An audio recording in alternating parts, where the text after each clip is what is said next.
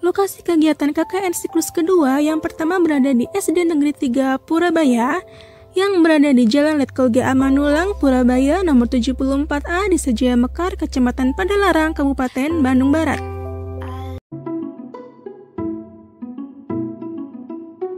Assalamualaikum warahmatullahi wabarakatuh, Pak. Selamat siang. Perkenalkan, nama saya Maya Sari Dwi Kusumawati, NIM 1800690. Saya dari kelas A1 PGSD 2018.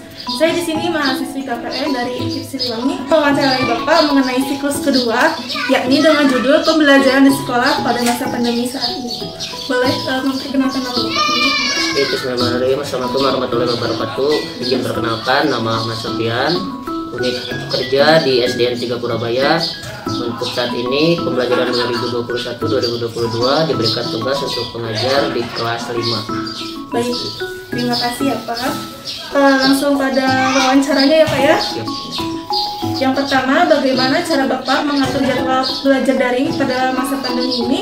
Secara kan anak-anak kalau pagi itu kan susah bangun, apalagi masa pandemi di rumah terus, rasa malas pasti ada di benak anak-anak. Oke, biasanya kita mengatur jadwal pelajaran. Memang setiap hari kita akan laksanakan kegiatan pembiasaan, di mana pembiasaan tersebut setiap harinya berubah-ubah dari mulai hari Senin sampai dengan hari Sabtu. Kemudian kita motivasi kepada anak untuk diberikan semangat dulu oleh orang tuanya. Kemudian dibiasakan anak membantu orang tua sebelum nanti pembelajaran kita akan mulai. Kemudian biasanya untuk pembelajaran hampir setiap minggu itu ada satu hari kita untuk melaksanakan Zoom meeting atau menggunakan Google Meet, dan di situ kita sebagai guru memberikan motivasi kepada putra-putri kita masing-masing. Bagaimana cara Bapak mengembangkan kegiatan belajar mengajar di masa daring atau pandemi sekarang saat ini? Untuk peningkatan pembelajaran, biasanya kita mengkolaborasi dengan beberapa video yang terdapat di YouTube, atau kita sebagai guru kelas kita membuat video sebelum pembelajaran akan dimulai. Jadi kalau misalkan hari Senin kita akan memulai pembelajaran, minimal di hari Sabtu atau di hari Minggu kita sudah mempersiapkan video yang akan kita berikan kepada siswa. Bagaimana cara Bapak dalam mengumpulkan tugas yang Bapak kasih ke anak-anak? Apakah melalui Google Classroom atau Google Form? Seperti apa? Kalau untuk pengumpulan kepada siswa, biasanya kita menggunakan beberapa cara. Teknik yang pertama, kita menggunakan foto dari WhatsApp, kemudian dikirimkan via Japri kepada gurunya. Kemudian yang kedua, ada juga kita menggunakan Google Classroom, atau yang ketiga kita menggunakan Google Form untuk mengumpulkan data-data.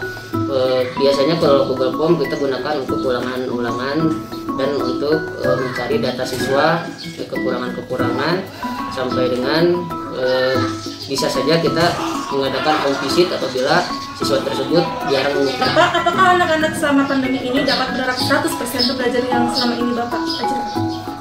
Kalau untuk dilihat persentase, tidak semua anak dapat mengikuti pembelajaran secara 100%. Karena kenapa? Yang pertama, ada kelemahan di sinyal yang memang letak geografis siswa di SD kita itu sangat beragam, ya, dari mulai perkotaan sampai dengan perkampungan. Memang di situ sinyalnya juga bermasalah.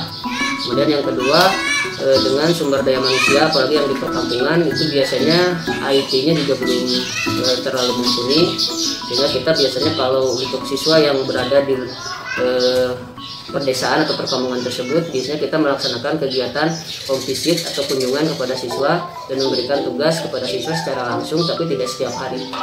Mengenai pembelajaran di sekolah yang pada saat ini pandemi, apakah sudah dirasa sudah efektif atau? Kalau efektif, saya rasa belum efektif, karena dengan kegiatan pembelajaran secara daring seperti ini biasanya yang lebih aktif itu orang tuanya ketimbang anaknya. Persiapkan yang Bapak lakukan dalam pembelajaran di sekolah pada saat pandemi ini, apakah Bapak menemukan kendala? Kendala pasti banyak kendalanya.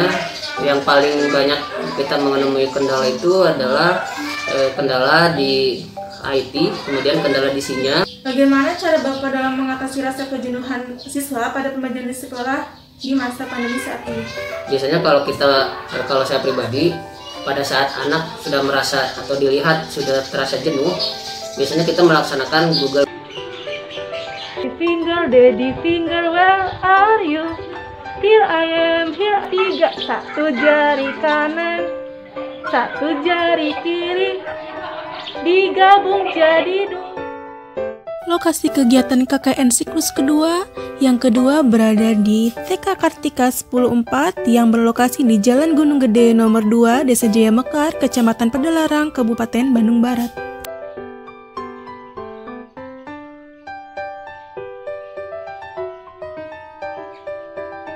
Assalamualaikum warahmatullahi wabarakatuh. Waalaikumsalam warahmatullahi wabarakatuh. Perkenalkan, nama saya Maya Sari Dwi Kusmawati, NIM 1800690. Saya mahasiswa dari kelas A1 PGSD 2018 Ekip Siliwangi.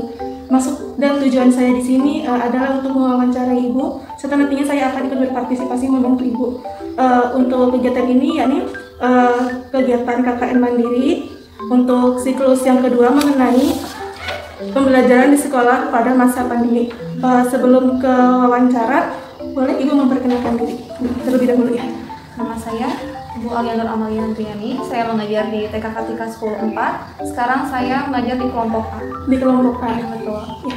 Izinkan saya untuk menyampaikan beberapa pertanyaan Ibu untuk Ibu. Yang pertama, bagaimana cara Ibu mengatur jadwal belajar daring pada masa pandemi ini? Ya. Anak TK kan susah. Emang susah disuruh bangun pagi susah. Kadang moodnya bagus, kadang moodnya jelek. Paling kalau untuk anak kelompok A, cara mengatasinya itu pembelajarannya tidak monoton. Ya. Biasanya kan cuma nulis. Kalau saya mungkin lebih banyaknya tentang seni ataupun senam, nah seperti itu. Jadi anak-anak lebih semangat. Bagaimana Ibu mengembangkan kegiatan belajar mengajar di masa daring atau pandemi sekarang ini? Jadi untuk saya itu pengembangannya adalah dengan cara mengirimkan seni atau senam irama. Jadi anak-anak lebih semangat. Bagaimana cara Ibu dalam mengumpulkan tugas yang Ibu kasih ke anak-anak? Tugasnya ya, anak-anak tugasnya nanti dikumpulkan lewat video. Ya. Nanti videonya dikirim ke Bu Guru. Videonya sudah ada di Bu Guru, nanti Bu Guru simpan lagi di flash disk. Jadi data tugas anak itu sudah ada di flash disk Bu Guru kelasnya masing-masing. Yang nggak ada tanggal waktu, karena kan seperti yang tadi yang nomor 1 itu kan anak-anak susah bangun pagi. Jadi gimana moodnya anak maunya kapan, boleh dikirim besok atau lusa, atau kadang suka ada tugasnya hari ini, minggu ini, dikirimnya minggu depan. Jadi semuanya dikirim, tugas minggu ini dikirim minggu depan semua, ya. Jadi nggak ada tanggal waktu, harus dikirim kapan-kapan.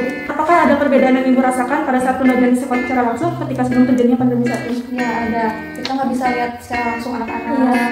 Terus kalau kita ke TK selama pembelajaran pandemi nggak ada canda tawa anak-anak, cuma ada bu gurunya aja, kan bosan ya Mbak ya. Biasanya kalau pembelajaran tatap muka selalu ada canda tawa anak-anak, suara nangisnya, suara berantemnya, iya betul. Kalau di daring kan kita nggak bisa lihat anak-anak seperti sekarang. Menurut Ibu, apakah anak-anak selama masa pandemi ini dapat mendapat 100% pembelajaran yang selama ini Ibu ajarkan?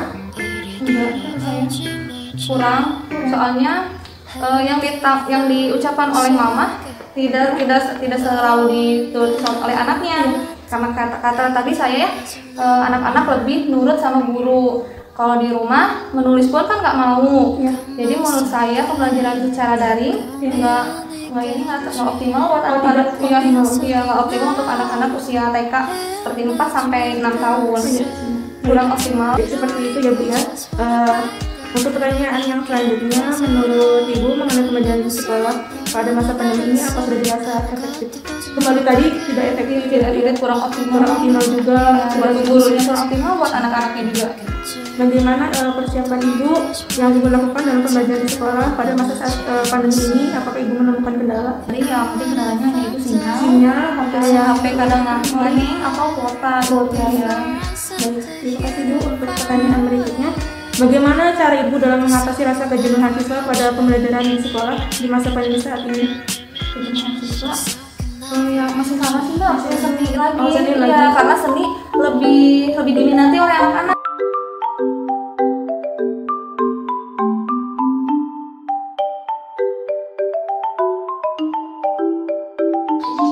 Kebanyakannya dukanya karena sedih kalau melihat situasi sekolah yang memang biasanya jam-jam seperti ini tuh jam-jam anak-anak yang sedang belajar, jam-jam anak-anak ada yang sudah beristirahat, bermain, ada yang sedang berolahraga. Ini sudah hampir 2,5 tahun di pembelajaran tidak melaksanakan kegiatan seperti itu. Tetapi mungkin ada sukanya juga dengan adanya pandemi ini, kita sebagai guru menjadi melek IT, tidak hanya pembelajaran secara konseptual, tetapi juga kita bisa menggunakan IT untuk menjadi media pembelajaran. Udah berapa tahun ya? Ada 2 tahun ya? Iya 2 tahun. Ketemu sama anak-anak, ketemunya cuma sebentar. Kesimpulan, walaupun guru-guru mengalami banyak hambatan atau kendala dalam melaksanakan kegiatan pembelajaran di sekolah semasa pandemi saat ini, serta pembelajaran daring ini tidak efektif, guru-guru tetap memberikan yang terbaik untuk anak didiknya, agar nantinya mereka dapat mengikuti kegiatan pembelajaran, walaupun dalam keadaan masih daring saat ini. Selain itu pun, agar anak tidak jenuh dalam pembelajaran, guru-guru melakukan berbagai cara seperti mengadakan pertemuan melalui Google Meeting, melakukan ice breaking, ataupun dengan melakukan kegiatan menari. Dengan adanya pandemik ini, memacu guru-guru menjadi lebih melek terhadap IT, serta menggunakan IT tersebut sebagai media pembelajaran untuk guru maupun untuk anak.